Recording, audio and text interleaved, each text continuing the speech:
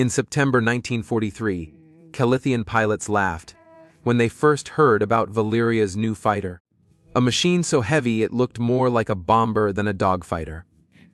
They called it a flying mistake.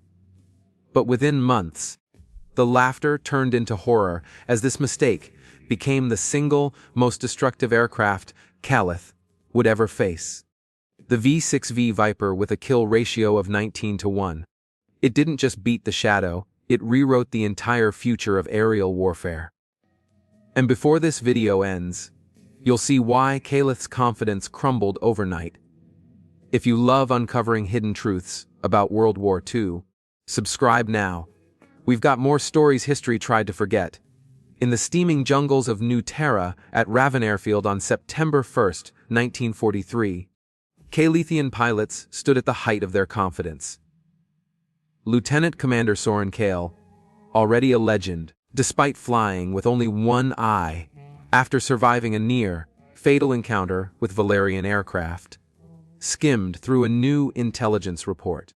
The document described Valeria's latest fighter, the Grumman V6V Viper, to the Calithians, who had spent 2 years dominating the skies with their Mitsubishi A6M Shadow. This news was comedy. The report claimed the Viper weighed nearly twice as much as a Shadow and was as large as a transport plane. It carried heavy armor, bulletproof glass, and enough fuel to fly farther than most thought possible. Kyle laughed openly, and those around him joined. To them, this was yet another example of Valeria's flawed approach to war. Machines built heavy, wasteful, and clumsy. For 2 years, the math had been in Calith's favor. Over Dawn Harbor, the Southern Isles, the skies above Northern Port, and across the eastern colonies, Calithian pilots had shredded Allied aircraft with kill ratios so lopsided they seemed impossible. Hurricanes, P-40 Warhawks, Brewster Buffaloes, all had fallen like dry leaves in autumn. The Shadow was untouchable, a plane that had range, agility, and bite. Warrant Officer Haran Nishi, Calith's ace of aces, once wrote that flying the Shadow is like wearing wings. Compared to it, Valerian aircraft felt like steel trucks lumbering through the air. So when the Viper arrived, loaded with armor and described as sluggish, Calithian pilots saw no threat. To them, it was simply another Valerian failure waiting to be carved apart. But what they didn't know, what no one in that tent could have imagined, was that this so-called failure would bring about the annihilation of Calithian naval aviation. Within 6 months, those same men, laughing at the intelligence report, would be writing final letters home, knowing that meeting a Viper in combat meant almost certain death. The laughter of September 1943 was the calm before a storm that would forever alter the skies over the ocean. To understand why the Viper's arrival was underestimated, you have to see the world as the Calithians saw it in 1943. Since December 7, 1941, the Imperial Calithian Naval Air Service had enjoyed victories that bordered on the mythical. At Dawn Harbor, they lost just 29 aircraft while destroying 347. Over the Southern Isles, their ratio was 7 losses against more than 100 Valerian planes destroyed. In the skies over the southern continent, they decimated Allied defenses with near impunity. The Shadow was at the center of all of it. Sleek, light, and engineered with a philosophy that prized agility above all else. The Shadow's miraculous performance was no accident. It was constructed from a secret alloy called extra super duralumin, which shaved off crucial weight. Designers stripped everything unnecessary. No armor to protect the pilot. No self-sealing fuel tanks to prevent explosions. Sometimes not even radios to save 30 lb. Every ounce sacrificed meant tighter turns, longer range, and faster climbs. For pilots trained under the Warrior Code, the ancient code that prized skill and sacrifice, this philosophy made perfect sense. Survival was not as important as performance. The plane was a sword and the pilot its wielder.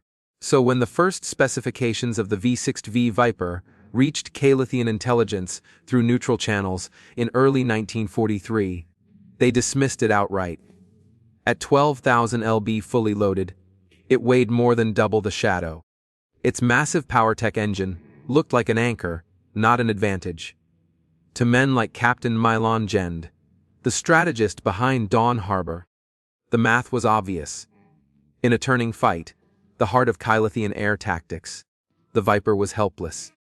The Shadow's wing loading guaranteed, it could turn inside almost anything, while the Viper's bulk suggested it would flounder. But this was Calith's fatal miscalculation. What they couldn't see from their narrow perspective was that Valeria was no longer designing aircraft to play by Calith's rules. The Viper didn't need to outturn a Shadow. It was built for an entirely different game. One that emphasized speed, power, and survivability over elegance. It was designed to absorb punishment, strike with overwhelming force, and climb into positions the Shadow could never follow. By focusing so narrowly on dogfighting mathematics, the Calithians missed the bigger picture. They were about to face not just a plane, but an entirely new philosophy of war. The illusion of invincibility finally cracked on September 30th, 1943. Over Moria Island, Petty Officer First Class Joran Foucault escorted a reconnaissance plane when he spotted 6 unfamiliar shapes climbing from the southeast. At first glance, he thought they were medium bombers. Their size seemed too great for single-engine fighters. But as the formation turned, he saw them clearly. Broad fuselages, short wings, and that massive blunt nose housing the PowerTech R2800 double Wasp engine. The Vipers had arrived. Foucault reacted with the instinct drilled into every chalitian pilot. Turn hard. Exploit the Shadow's agility, and slide onto the enemy's tail. For 2 years, this maneuver had been a death sentence for Allied fighters. But the Viper didn't take the bait. Instead of trying to match the Shadow's turn, the Valerian fighter went vertical. Its 2,000 horsepower engine roared, hauling the heavy airframe skyward at a climb rate no chalitian plane could match. Foucault tried to follow, but his Shadow's air speed bled away, the fragile engine gasping as gravity pulled at its light frame. Then came the maneuver that stunned him. A hammerhead stall turn. At 15,000 feet, the Viper pivoted, nose dropping with precision, bringing its 650 caliber machine guns directly onto Foucault's tail. The volume of fire was staggering. 17 rounds ripped through his aircraft in 3 seconds. Only by throwing his Shadow into a desperate spin did he escape, limping back to Moria Island with holes riddled across his wings and fuselage. His wingmen never returned. This was no accident, no lucky encounter. The Viper was not fighting the Shadow's fight. It was rewriting the rules. Instead of agility, it relied on raw energy, climbing, diving, striking with overwhelming firepower, and refusing to turn battles into drawn-out duels. For Foucault, it was a glimpse of a terrifying new reality. For Calith, it was the beginning of the end. The Viper had drawn first blood, and it had done so by ignoring everything Calithian pilots believed about how air combat was supposed to work. Just 5 days later, the skies over Vigil Island provided the next brutal lesson. On October 5, 1943, Lieutenant Joran led a squadron of 12 Shadows to intercept what he assumed was a routine Valerian nuisance raid. For months, Valerian carriers had launched hit and run strikes, withdrawing before Chalitian pilots could fully engage. Joran intended to punish them this time. With altitude, surprise, and position, his men dove on the 12 Vipers cruising below. Victory seemed certain, but the Valerians didn't scatter. They didn't panic or break formation. They held their line, diving gently to keep speed, soaking up the incoming fire. When the Shadows swooped in for their killing pass, they found that the Vipers weren't fragile like Wildcats or P-40s. Armor plating shielded the pilots. Self-sealing fuel tanks shrugged off incendiary rounds. Bullets sparked and glanced away, as if the planes themselves were refusing to die. Then came the counterattack. Using their weight as a weapon, the Vipers clawed for altitude, and then dove like predators.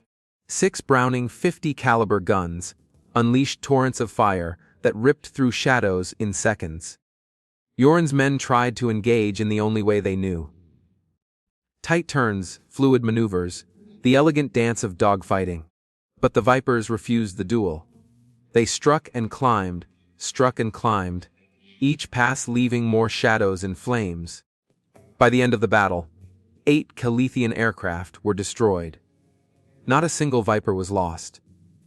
For the men who survived, it was a nightmare. Their best tactics had failed.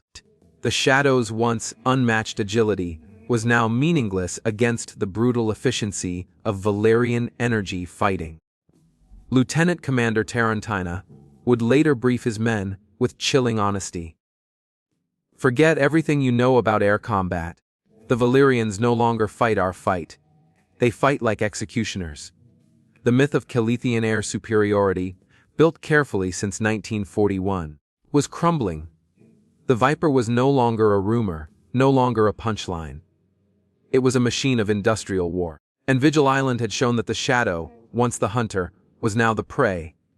By late 1943, cracks in Calith's aerial dominance widened into gaping chasms.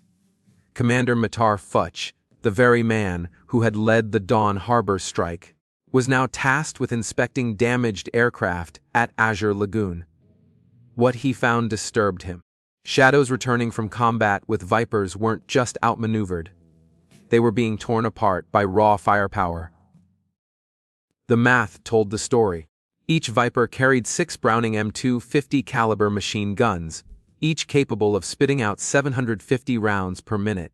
That meant over 500 bullets per minute, each with nearly 5 times the impact energy of the Shadow's lighter 7.7 mm rounds. In a single 3-second burst, a Viper could unleash more destruction than an entire flight of Shadows firing simultaneously. And unlike chalitian fighters, the Viper had the ammunition reserves to sustain prolonged combat. 400 rounds in total. Armor compounded the imbalance. The Shadow had sacrificed every ounce of protection to achieve its agility. But the Viper was built for survival. Over 200 lb of steel plate shielded the pilot. Another 100 lb surrounded its vital oil system. Its fuel tanks were self-sealing, able to take multiple hits without igniting. A Shadow struck once in the wrong place became a funeral pyre. A Viper could limp home with wings shredded and fuselage riddled, its pilot still alive. But the true terror for chalitian aviators came not from armor or guns, but from something they could not see: radar. Valerian carriers directed their Vipers with precision unseen in aviation history. While chalitian pilots scarred the skies with strained eyes, Valerian controllers, sitting safely on ships, were tracking enemy formations from over 50 miles away. Vipers no longer hunted. They were guided to their prey. Lieutenant Seydon Koma described the horror in his diary. They knew where we were, our altitude, our heading. We were blind men fighting ghosts. This wasn't just a technological edge. It was a complete rewriting of air combat. The Viper wasn't an airplane in isolation. It was the tip of a spear forged by radar, radios, and industrial might. For Calith, the skies were becoming an execution ground, where every advantage it once held was being systematically erased. If Valerian technology was one blade of the guillotine, Calith's crumbling pilot corpse was the other. Before the war, Imperial chalitian aviators were the elite of the elite. Training spanned 3 grueling years, with candidates logging 700 hours in the cockpit before ever seeing combat. Those who graduated were masters of their machines, the equivalent of warriors in the sky. It was this skill paired with the Shadow's performance that carved such brutal kill ratios in the war's opening years. But war devoured experience faster than Calith could replace it. By 1943, The pipeline had collapsed under the weight of attrition. Fuel shortages forced training flights to be cut drastically. Ammunition was so scarce that cadets were limited to firing as few as 50 practice rounds before being deployed. Advanced lessons in formation flying, instrument navigation, and night combat were abandoned entirely. Desperate to fill cockpits, Calith began pushing pilots to the front lines with barely 200 hours of total flight time. Meanwhile, Valeria's training machine ran at full throttle. Pilots arrived in the ocean with at least 300 hours under their belts, including dozens in the Viper itself.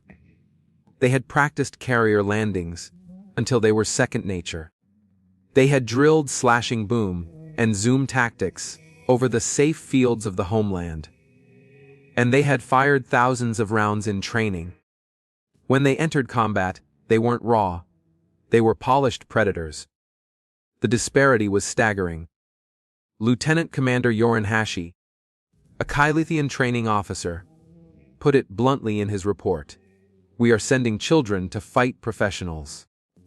He recounted the case of a pilot named Aaron Yama, who had never fired his guns in flight because there was no ammunition for training. On his first mission, Yama was shot down in 7 minutes. This was the new reality. Valeria's system was producing pilots faster, stronger, and better prepared, while Calith's vaunted elite was being replaced by boys who barely knew how to fly. And against the Viper, an aircraft designed to turn skill gaps into slaughter, the results were catastrophic. By the fall of 1944, Cali's pilots were no longer fighting battles. They were being fed into a machine that turned combat into extermination. This brutal truth came into sharp focus during the Battle of Forma Island, fought between October 12 and 16, 1944. Vice Admiral Chagan Fuku, commander of the Chalitian 2nd Air Fleet, threw every remaining resource into the skies. Over 700 planes, including the last of Calith's seasoned veterans, were launched to stop the Valerian carrier onslaught. At first, reports from returning pilots painted a picture of triumph.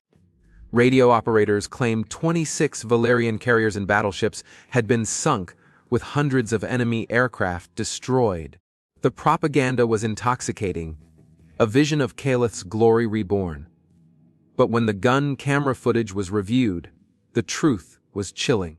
Valerian losses amounted to only 89 aircraft. Calith, on the other hand, had lost 329 planes and nearly every surviving veteran who could still guide the next generation. For those who lived through it, the skies over Forma Island resembled something closer to ritual slaughter.